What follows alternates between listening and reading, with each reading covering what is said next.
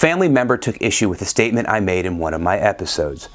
I said the press intentionally divides society.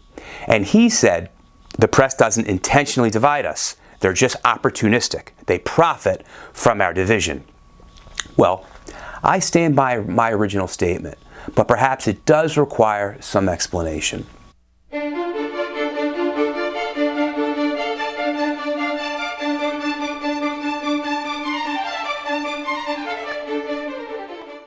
Welcome to PA Voter Information Network. This is Larry DeMarco, your host. The statement, the press intentionally creates division, not just profits from it, requires some more support. Back in 1992, Noam Chomsky released the movie Manufacturing Consent, a great documentary that was ahead of its time. In that movie, he discussed how the media is an arm of the government and how money ties together big business, government, and the media to the point where they are all one and the same. What was true in '92 when he wrote Manufacturing Consent applies even more so now. As the rich have gotten richer, huge media companies underwent mass consolidation, and campaign donations have skyrocketed to heights never seen before. Watch Noam Chomsky explain. The major decisions over what happens in the society, decisions over investment and production and distribution and so on, are in the hands of a relatively concentrated network of major corporations and conglomerates and investment firms and so on. They are also the ones who staff the major executive positions in the government, and they're the ones who own the media, and they're the ones who have to be in a position to make the decisions. They have an overwhelmingly dominant role in the way life happens, what's done in the society. Within the economic system, by law and in principle, they dominate. The control over resources and the need to satisfy their interests imposes very sharp constraints on the political system and the ideological system. The national media sets an agenda that the rest of the local media adheres to. Major news sources like the New York Times and CNN have a special role to create history and shape history by how they frame the stories they report. And they do this in all sorts of ways, by selection of topics, by distribution of concerns, by emphasis and framing of issues, by filtering of information, by bounding of debate within certain limits. 2.5 minutes to air. 45 seconds. They determine, they select, they shape, they control, they restrict in order to serve the interests of dominant elite groups in the society. And how does the elite control the media? No need to control. They are one and the same. So what we have in the first place is major corporations which are parts of even bigger conglomerates.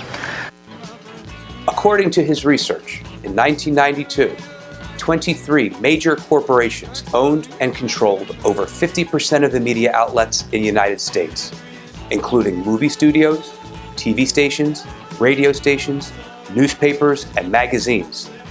In some local areas, the corporations hold a monopoly. And if that's not disturbing enough, fast forward 20 years to 2012, and there's a dramatic consolidation of power. Now there are just 6 media giants who control 90% of what we read, watch, or hear. The same business tycoons who own most of the wealth in the country also own the media giants, and also are major donors to politicians. Through the media, they frame the issues for the political stage, whether it's a healthy debate or bitter divide. During Bernie Sanders' presidential campaign, Senator Sanders criticized the press at every opportunity for not covering the issues and for trying to bait him into a divisive campaign between him and Hillary Clinton. What I said is that corporate media talks about all kinds of issues except the most important issues. Okay? And time after time, I'm being asked to criticize Hillary Clinton. That's the sport that you guys like. The reason this campaign is doing well because we're talking about the issues that impact the American people. I've known Hillary Clinton for 25 years. I like her, I respect her. I disagree with her on a number of issues. But the issue that I want to be talking about is the collapse of the American middle class. You guys going to write about that? Yeah. Is that an important issue? The need to create millions of decent paying jobs. The obscenity of the kind of level of income and wealth inequality that we have today. The reason our campaign is doing well is because people are responding to those issues.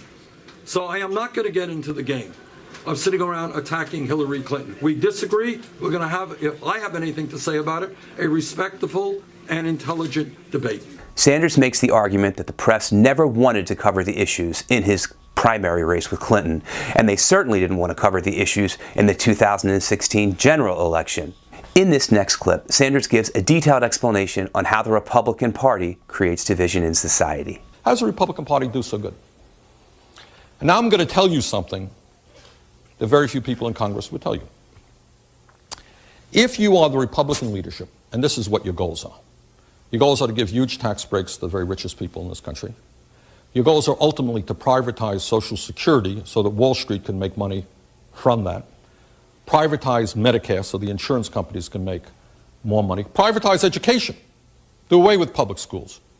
If those are your goals and you said that to the American people, you think you get a lot of lower? There are many members of the Congress today, Republicans, who not only will not raise the minimum wage, which is $5.15 an hour, you know what they will tell you, honestly? They believe in abolishing the minimum wage. Did you know that?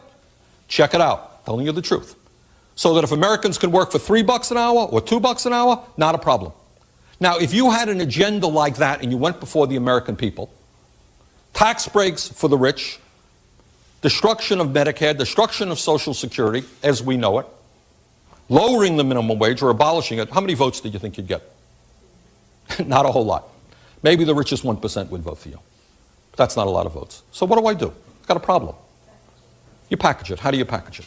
What you do is divide people up. And occasionally, honest people will have differences of opinion. In this room, there will be differences of opinion. But everybody in this room is in agreement that everybody should have health care, right?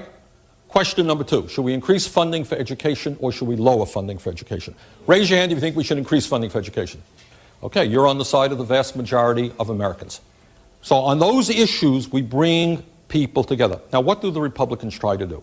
And they use it in what we call, kind of language that they don't, not upfront about. What do? We divide people up by races. Affirmative action becomes one issue. All them black people are getting the jobs that we white people used to have. Split people, working class, white against black, instead of working together to create decent jobs for all. Those uppity women now, they want the right to choose. We'll split people on the abortion issue. We'll split people up on the gun issue. We'll split people up on religious issues. You follow what I'm saying?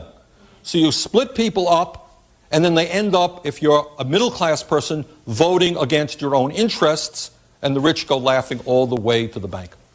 In his discussion to the high school students attacking the Republican Party about dividing people up, he generously gives the mainstream media a pass, whereas Noam Chomsky is not so generous.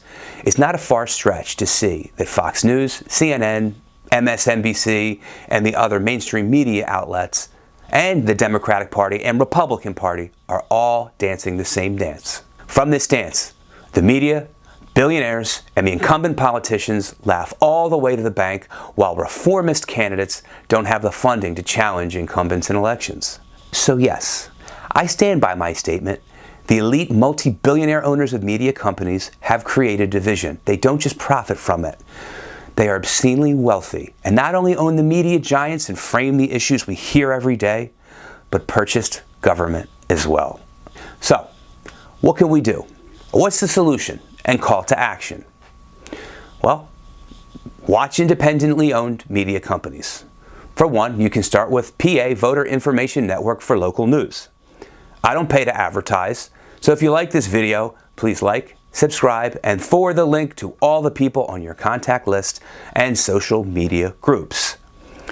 I also recommend for national and world news, Democracy Now!, a daily 60-minute independent news video show that doesn't take money from advertisers. It's exclusively donation-based. And I recommend news satire, particularly John Oliver, Last Week Tonight. He's on HBO on Sunday nights, but you can catch old shows on YouTube if you don't mind a crude mouth and a slight delay in reporting. He does better investigative reporting than any news channel and does it with great humor. Conservative viewers, is there anything other than Fox News?